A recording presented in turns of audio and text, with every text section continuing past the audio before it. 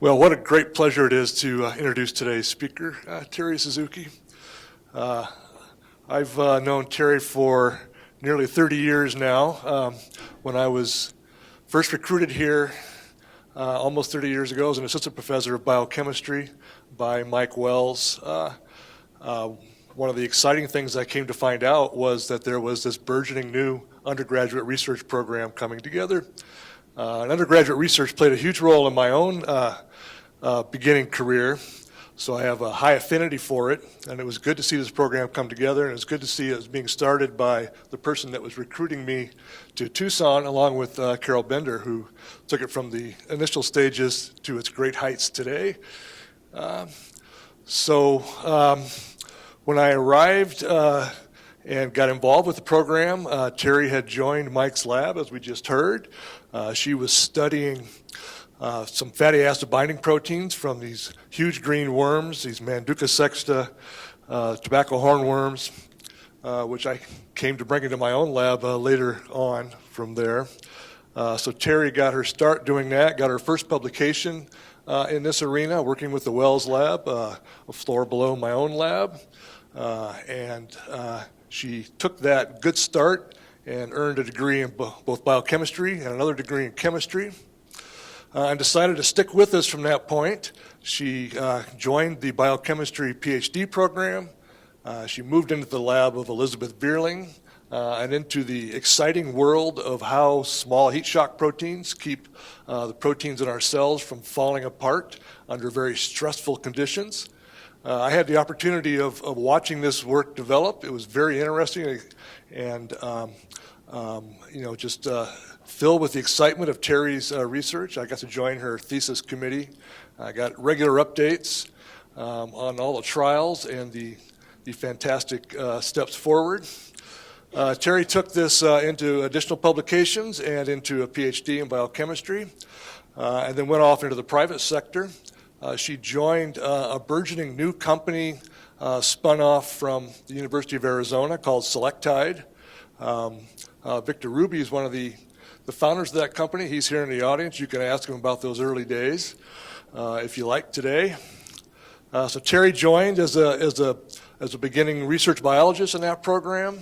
She followed the company as it evolved into Aventis, joined with Sanofi, Icogene. She moved up as the company expanded into a senior research leader in the program and an expert in therapeutic development. Today she's gone back to her roots with small companies. She's a senior consultant with Reglogene, as it says here on the board. The title I saw on her CV was actually a senior discovery consultant. I really like that title a lot. This one's also good, but it's less dramatic. And so now Terri is now known as a leader in therapeutic development. She's a holder of a number of patents. She has stayed with the university as a member of the advisory board for UBURP and also for mathematics.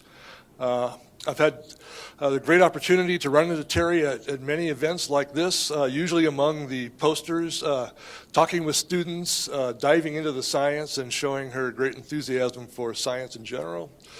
So Terri, thanks for sticking with us all these years, and welcome back once again.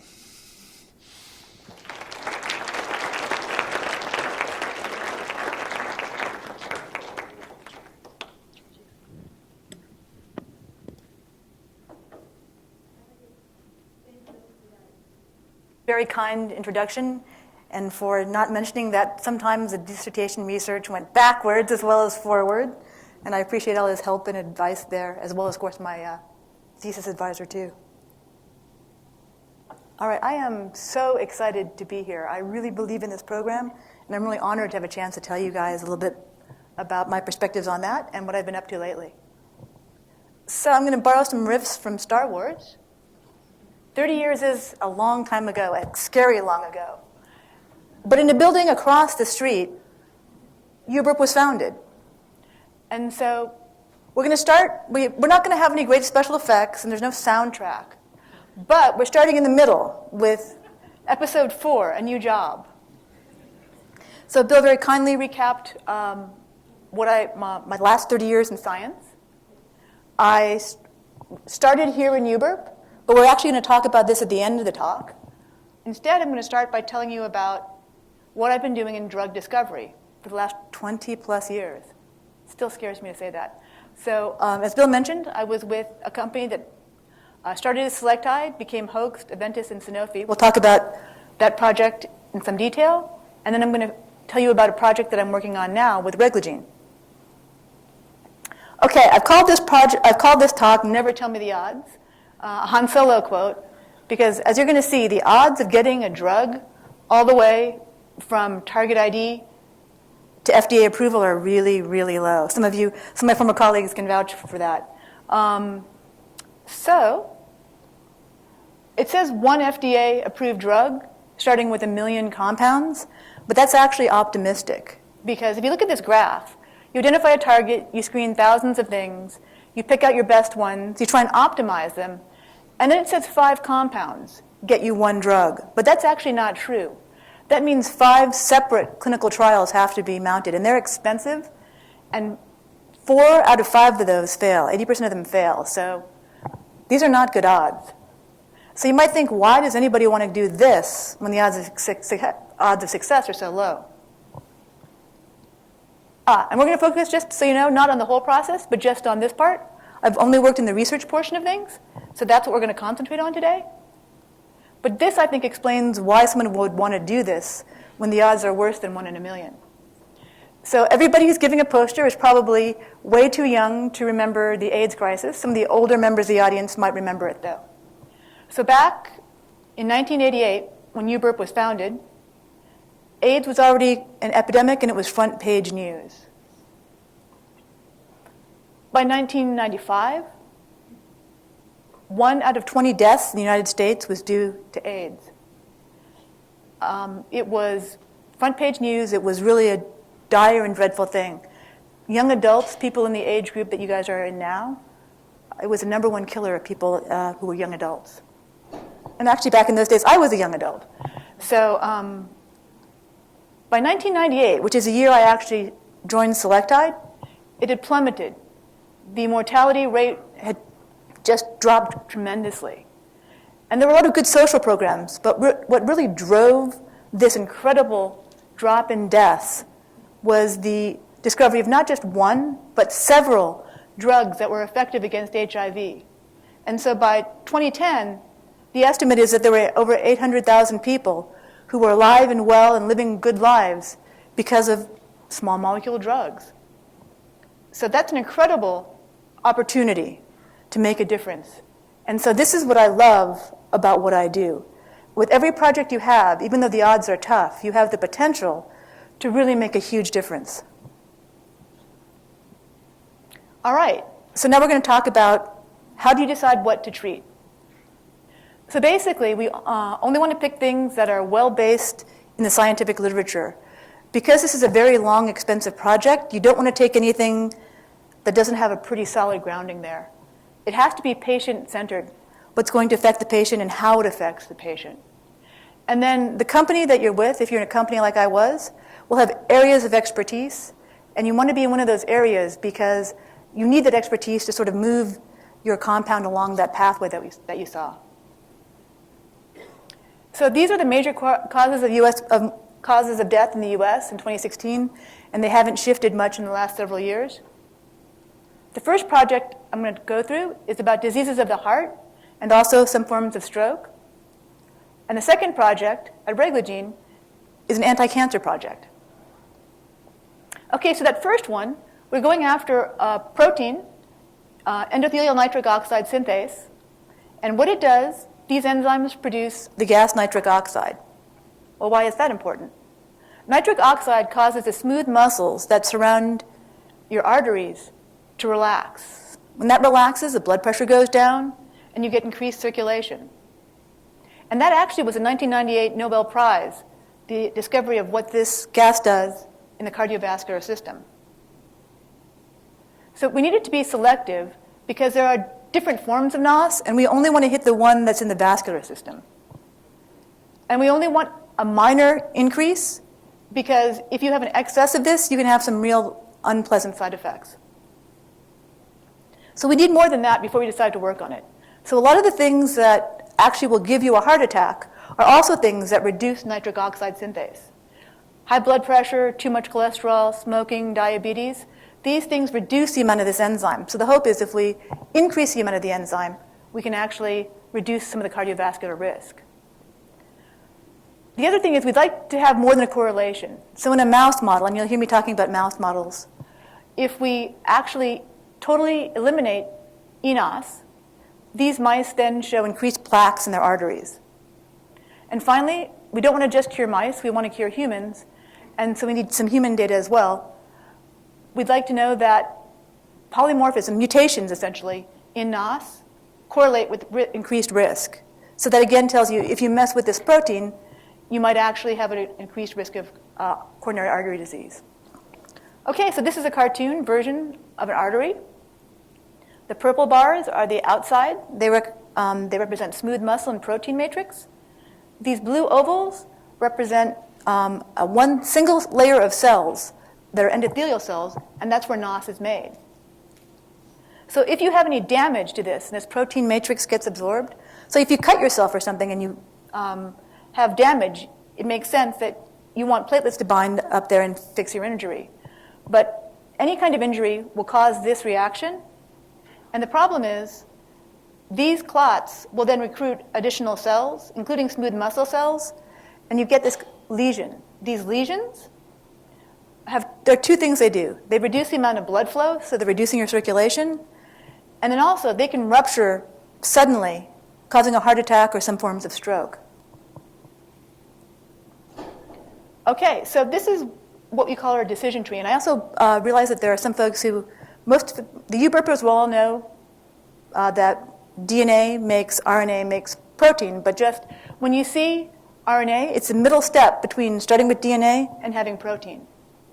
So in a decision tree, you're trying to figure out how to prove that your small molecule that you found might make a good drug, but there's a lot of things you could try and do. So this is part of what we call our decision tree. So we look to see, starting with the gene for eNOS, if we could increase transcription, and we wanted to see if the cells were behaving in the right way.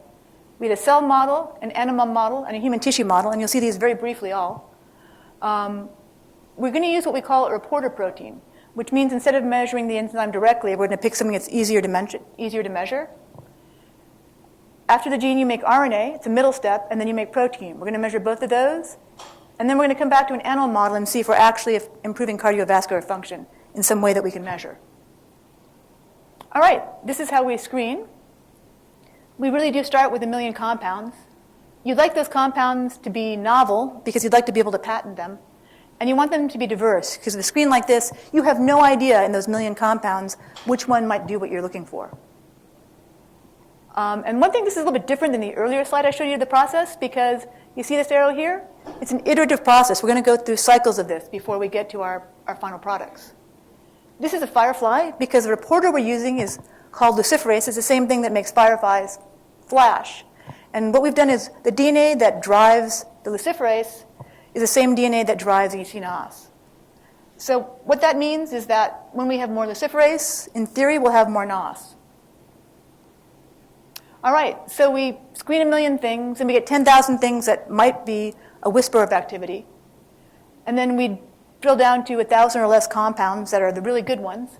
We had 22 families of those, and you can see that luciferase activity actually increases as we increase compound, which is what we were hoping for. We're actually going to follow these 2 compounds for the rest of this portion of the talk. So it's great that we can increase the reporter, but we want to make sure we're increasing the protein itself. So in the same cells we screened in, we just checked for mRNA and protein. I'm only showing the mRNA, but we get an increase about the right range that validates that we actually are hopefully influencing that protein that we're going after. Okay, so now you have molecules, they do what you want, you think you might be close to a drug, but actually we're not there yet. We're not even very close. There are a bunch of properties that we call ADME properties. That's short for absorption, distribution, metabolism, and excretion. Because in order for a compound to be a drug, unlike the petri dishes that we were testing in, you actually have to be able to be taken into the human body. So if you're not stable, you won't be a drug. If you're not soluble at the right pHs, you won't be absorbed into the body. You have to get to the right place. In our case, we wanted the compounds to get to the vascular system. Things that you take orally go first generally to your liver, and the liver breaks things down. If it breaks them down too quickly, again, your compound won't be a drug because it won't get to the tissues it needs to. So we have to do all of those before we can go into our animal model. Because it's certainly true for an animal model, but it's also true for us because we're animals too. So this is like being like the penguin spinning plates, because you want to be soluble, but you got to have good potency, and you want to be stable in the liver, and you don't want to affect the heart. So you're trying to do all these things at once. And the problem with that is you do something to increase the stability in the liver, being towards the edge of this diagram, the outside is better. But great, now we're not as potent and we're not selective at all. So this is why it takes rounds to go through. All right, this is a slide I borrowed, but I love this slide. Some of you guys may recognize these molecules, but I think everyone would say they're pretty similar. These are steroids, right? But they're close. But those of you who've had biology, and many of you who haven't, will know that they have very different effects in the body. And so the problem is, when you have a new molecule that's active, making a small change, you don't know what it's going to do.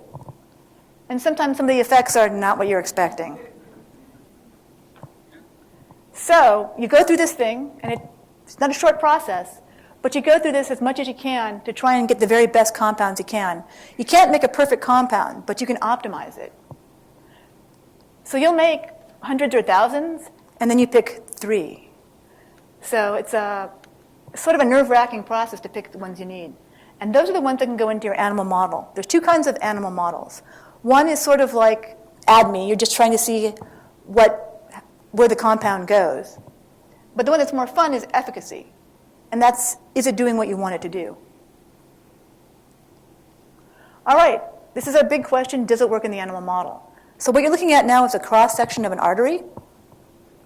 These yellow arrows indicate the original boundary of the artery. And then these mice are treated to increase lesion formation, like we saw in the cartoon. So you can see if we don't have any compound, we get really big lesions. We've really constricted that artery and reduced the amount of blood flow. If we have compound added, we get a lot less of that. And of course, this is just one picture. But if you do it enough to get some statistics, you actually see you make a big difference. You very much reduce the thickening of the arteries in the presence of compound. Additional studies were done to show that the same compound reduces plaques in the aorta. So it does look like we're getting the result that we wanted in an animal model. Okay, so it's black and white. Everyone is very professional. But I will tell you, when these results actually come in, you see people doing the happy dance, and you see adults going, high five, because this is actually a major break point to whether or not your stuff can go forward. All right, so then it works, but does it work the way you want it to work? Because you always have to check each step. So if you look at those arteries that you saw up there, and you check for the protein, relative to a control, we are increasing the protein. And this is a nice thing to be able to do.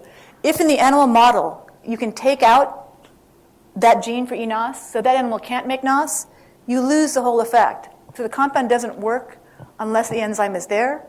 So very probably it's working the way we hope it would. All right. Then, obviously, we want to work in humans. And surprisingly, no one ever volunteers to give you their aorta to work on. So we went with the next best thing, and that is umbilical tissue. You can get it, it's readily donated, and it's highly vascularized, and you can expose compound to it. So we were very lucky. Again, you see that nice bump in mRNA and in protein. So at this point, we're very, very happy. So the company was pleased enough to patent. They don't patent easily. They patented in the United States and also in dozens of other countries around the globe. And we actually were very happy. Those compounds I mentioned were cleared for phase 1 clinical. They were clinical candidates. And we also had the backup. These other compounds are all for other projects that the company had running in their cardiovascular program. But the big $64 million question, or more, is will it be a drug? And the answer is it's a really big unknown. It may not be selected to progress. Compounds get paused, and sometimes they don't get restarted. Because you saw the company has many compounds to choose from. And even if you get picked, you might not beat those odds of 1 out of 5 to be a success. But what I'm really happy about is at least you have made something that benefits the research community. Because when you patent, that doesn't keep researchers from using your compound. In fact, it makes it more broadly known, and it makes the companies that do manufacture reagents more likely to make it available to researchers. So this is from a few days ago. If you use our compound and the enzyme name, you pull up, this is just the first 4, you pull up bunches of papers where people have gone on to study the role of this protein using our molecules as tool compounds. And they're also using them in applied sciences to see if adding this compound to stents and other implantable devices will reduce the amount of scar tissue. So that concludes that. It was, I think, very successful, but I'd like to talk now about Reglogene. That's where I'm working now. So our motto is, cancer hijacks genes and Reglogene takes them back. So what Reglogene is targeting is DNA. But not DNA the way I usually thought about it, which is this bDNA, which is sort of the twisted ladder that we see a lot. DNA will actually also form quadruplex structures. So 1, 2, 3, 4 strands of DNA. So these strands, especially when they're in promoters, change the amount of transcription you get. So some of them reduce the amount of transcription, and some of them increase it. If you could find compounds that reduced the transcription from certain genes that are called oncogenes, cancer-promoting genes, you could potentially have a very big impact in oncology. So this is just a DNA sequence cartoon that shows you to get a G quadruplex, you need a set of Gs at set intervals, and the intervals have to be such that they will line up, they'll form these non-Watson-Crick bonds to make this flat planar structure, which you'll see here, and this is how you form a quadruplex.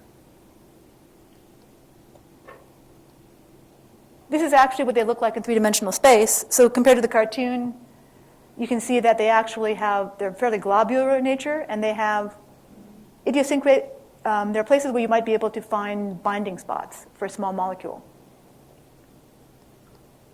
Okay, so this is where Reglogene is in that process.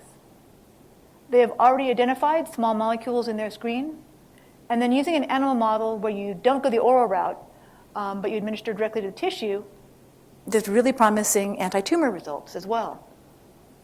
So what we're working on now is this whole process of optimizing drugs, and we're also investigating possible tissue models. And what I really, really like about this project and what I'm doing now is that this is a whole new way to try and go after cancer, because the genes that we're trying to hit have been what they've called undruggable. They've been very hard to hit. If we can actually find a new way to go after them, I think we could have a really big impact in a very important area of drug discovery. All right, enough about me. Let's talk about you. I think you heard about this in some of the videos earlier, but if you're in UBURP, I think you're already undergoing the UBURP transformation. I think your mentors could tell, if they were to pick the kids who'd been in UBURP and the kids who had not, your mentors could interview and tell who was who.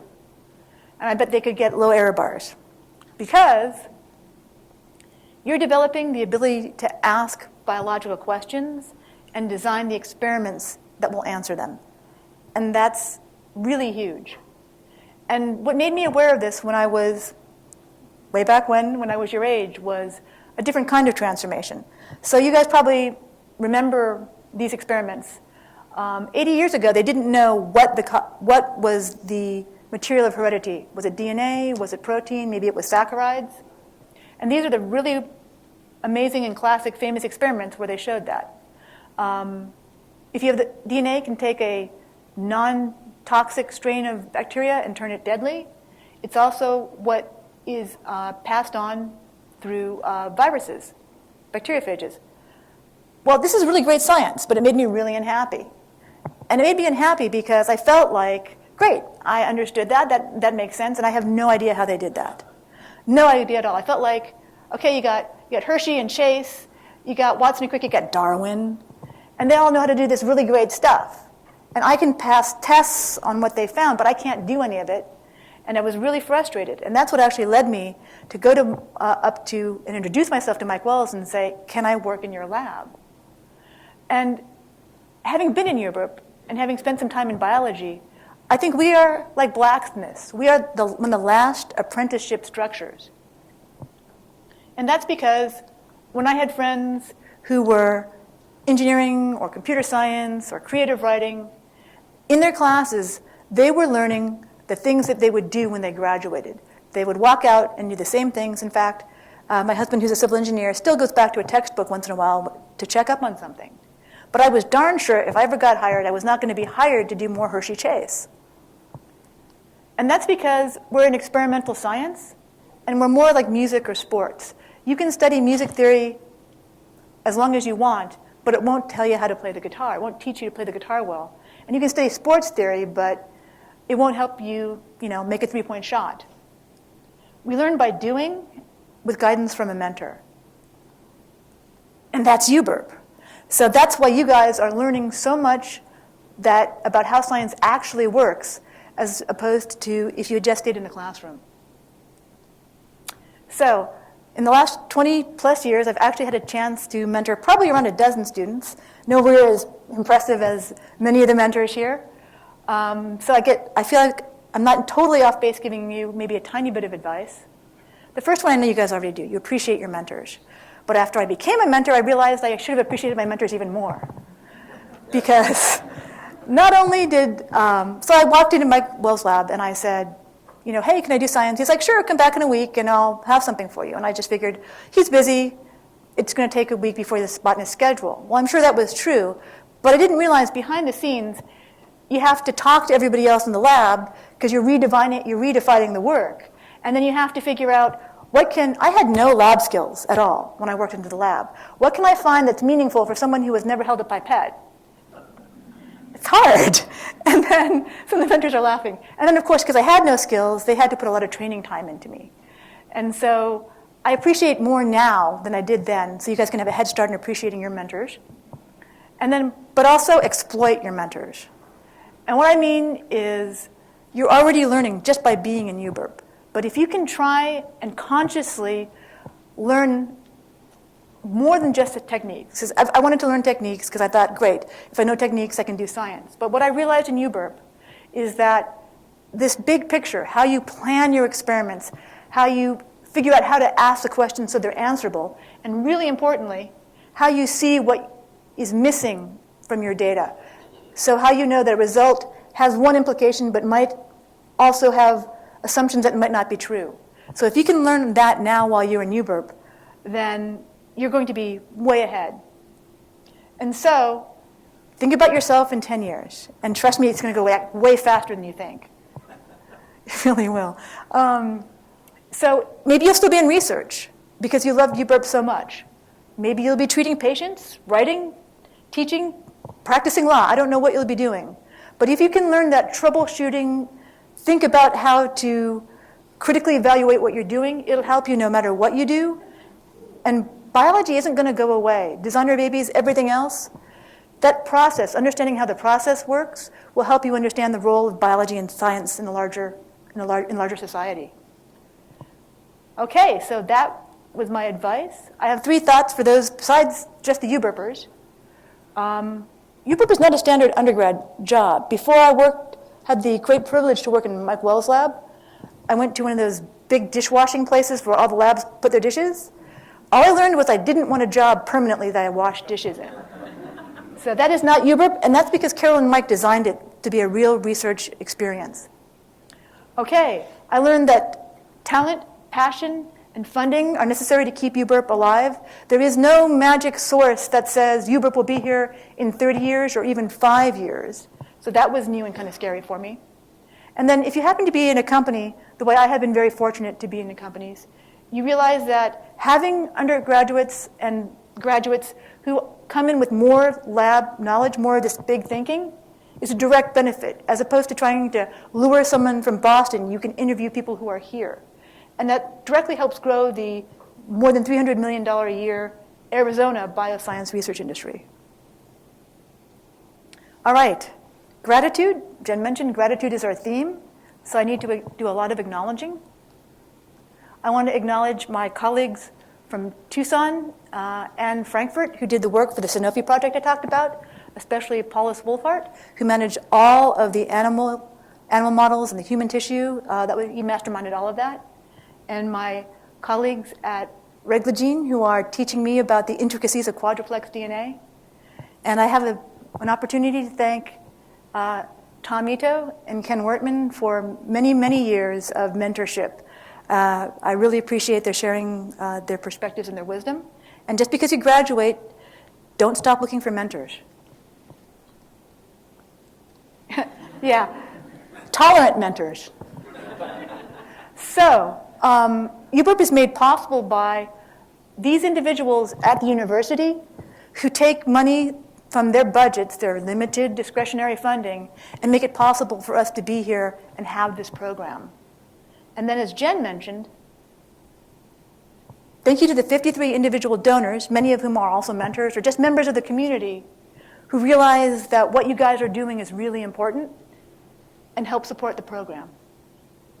And then finally, last but certainly not least, I want to thank Carol and the late Dr. Wells for making this program possible. It has been, I would not be here, and I would not have had the great 20 years in science if I hadn't first started here in this program. And also, thanks to Jen, Marissa, and Vince for keeping the program bright and growing and accepting that torch. And hopefully, in 30 years, one of you will be standing here talking about what you've done. Thank you guys very much for your time.